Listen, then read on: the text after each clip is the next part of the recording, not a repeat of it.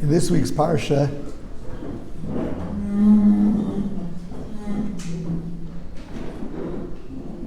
so the Yosef story sort of comes to its conclusion. Yosef reveals himself, Ani Yosef. The brothers are stunned. Nivhalu miponov. They're stunned. And the Medrash says, Oy lonu miyom adin. Oy lonu miyom atochecha. Woe is unto us, that day of judgment, the day of reprimand. What's it going to be like when we get up there? What are they telling us? Yosef reveals himself. He says, Ani Yosef. Now, the brothers, they've been dealing with him. He was tough with them. Then he was friendly with them. They drank together.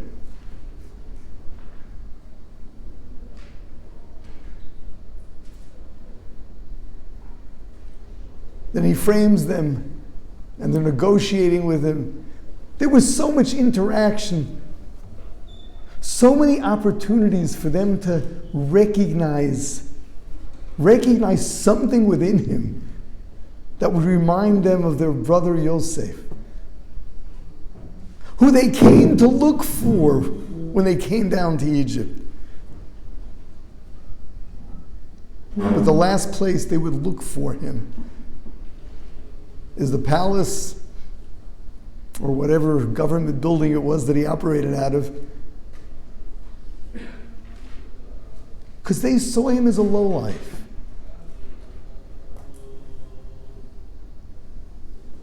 They could never picture him as a leader.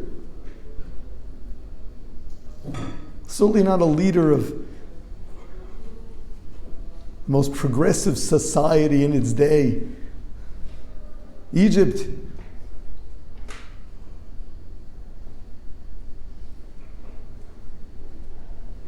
And he says, Ani Yosef.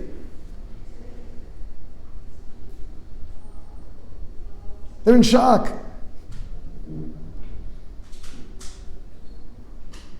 They've been so wrong all along. They misjudged him. They misread him. They saw the greatness of what they thought was a spoiled brat that was out to get them.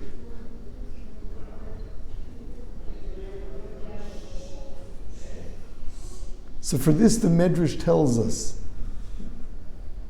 Oy lanu miyom adin. What's going to happen when we leave this world that is so misleading? This world where things are so superficial and misrepresented. And we meet up with truth.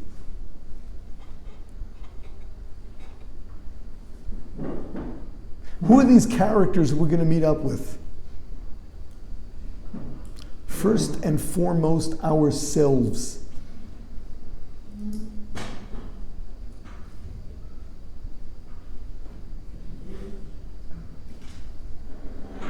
How many human beings have realistic self-images? How many human beings are self-aware? How many of us realize our potential?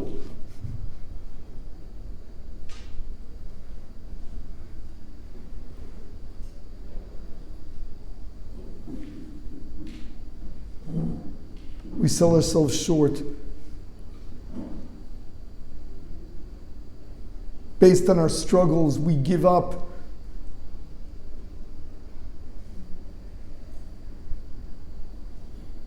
Great people, oh, they're legendary.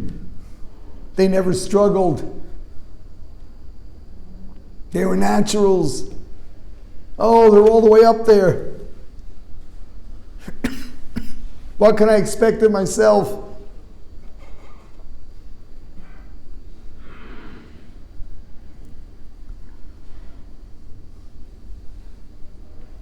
What's going to be so painful is when we get up there, we see truth, and we're going to see ourselves. We'll recognize the wasted potential, what we could have been, and what we settled for instead. Woe is done to us.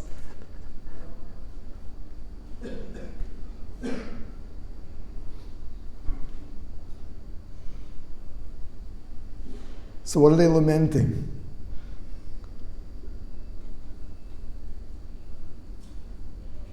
They're foretelling just how uncomfortable it's going to be. They got a message. Don't wait till it's too late.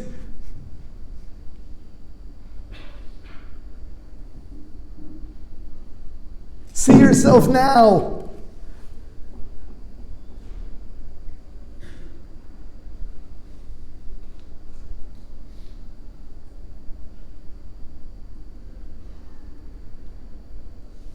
Recognize what you could be.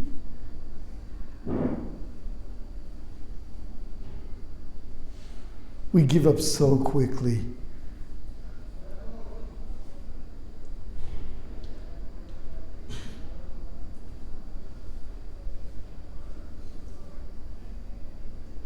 Yeah, you can win your struggles.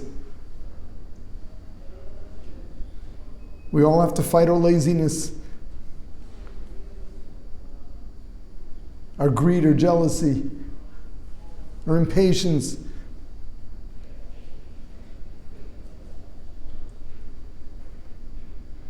Our need for vanity.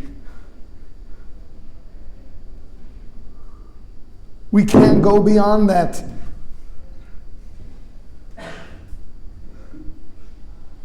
We can be so much bigger than we are. We can do so much more.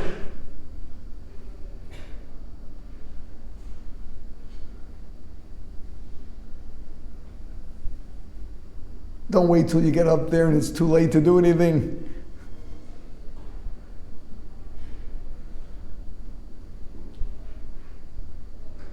That's really what Gehenna is all about.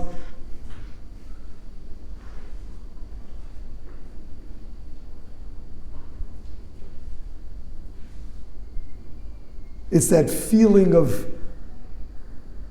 what a lost opportunity, and it's too late now.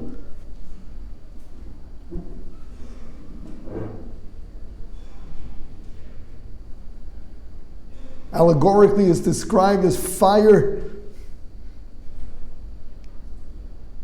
The pain is worse than getting burns.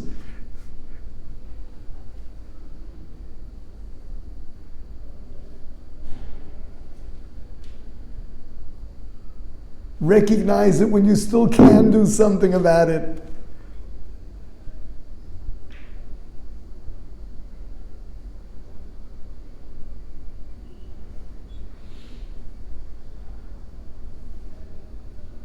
Well, that's the first part.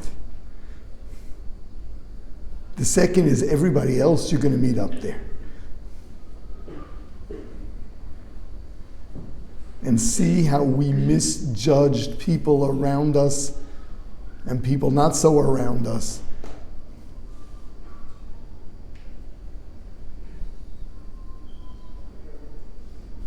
The classic story in the Gemara we find the rabbi that wasn't well and fell into a coma and then returned and couldn't stop laughing. He was there in that other world, and he came back, and what was so funny? People respected here are nobodies up there, and people that are just not valued here, up there they're great.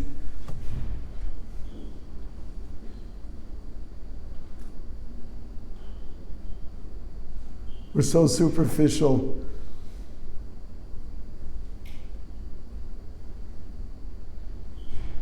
We've got to see the greatness in every Jew.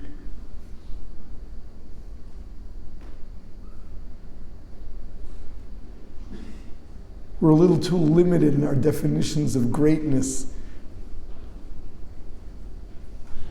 It's all measured superficially.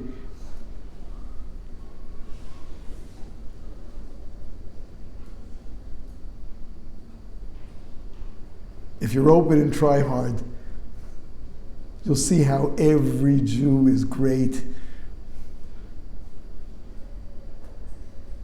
regardless of what he does and what he believes in.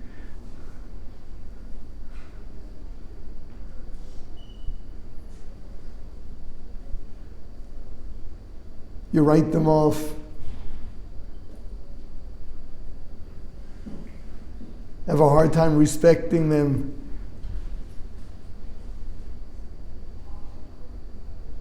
You want to ignore them, have little or nothing to do with them. You'll get up there and realize what a missed opportunity this was.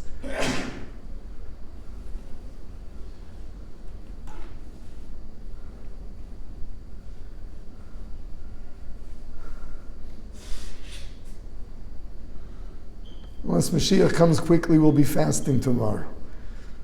Asara B'Tevis, the beginning and the end, the beginning of what ultimately was the destruction of the temple, the destruction that's responsible for our state to the very day.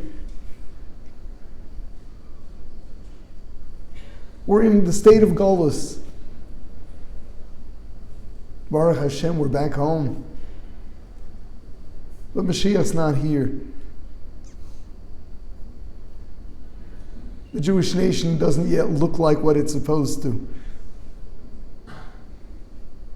And we're still fighting for survival.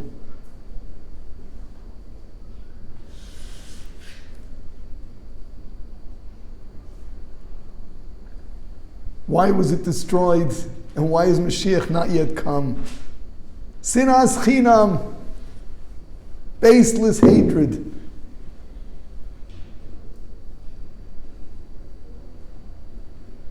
Oy lanu miyom madin.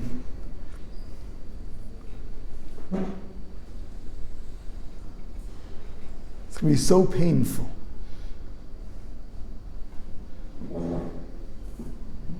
When we realize that there were people we hated, dismissed, didn't want to have anything to do with.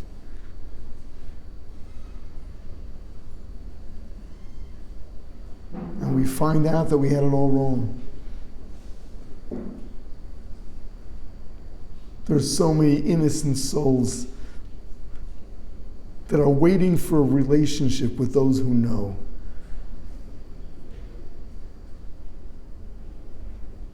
And we're too self-involved to be there for them. And it's going to be so painful.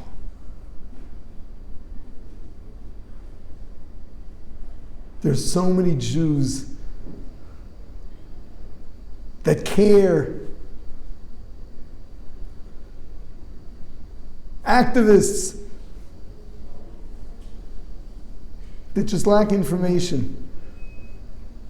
So their activism is funneled in a direction that's contrary to Torah.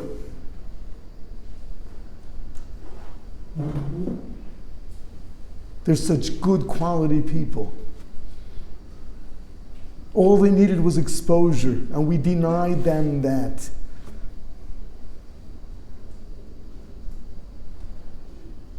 It's going to be so embarrassing and painful. Worse than sitting in fire.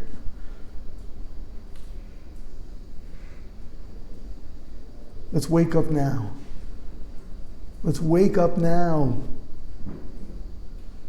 See your brethren. Be there for them and watch them grow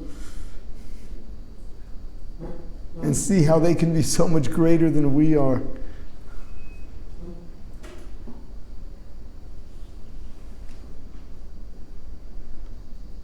That's the message.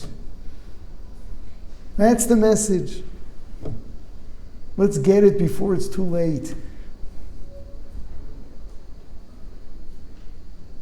Ani Yosef, know whom you are. And Ani Yosef, know who everyone else is. There's so much greatness we fail to see.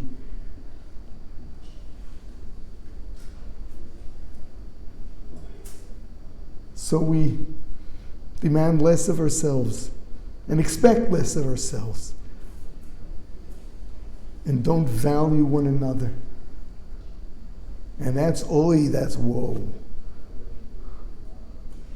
Let's get the message and see the greatness. And see how we can shine and every other Jew can shine. And then we won't be fasting on Asar B'Tevis. We'll be celebrating the return of the whole Jewish people here, shining in the way the Jewish people should.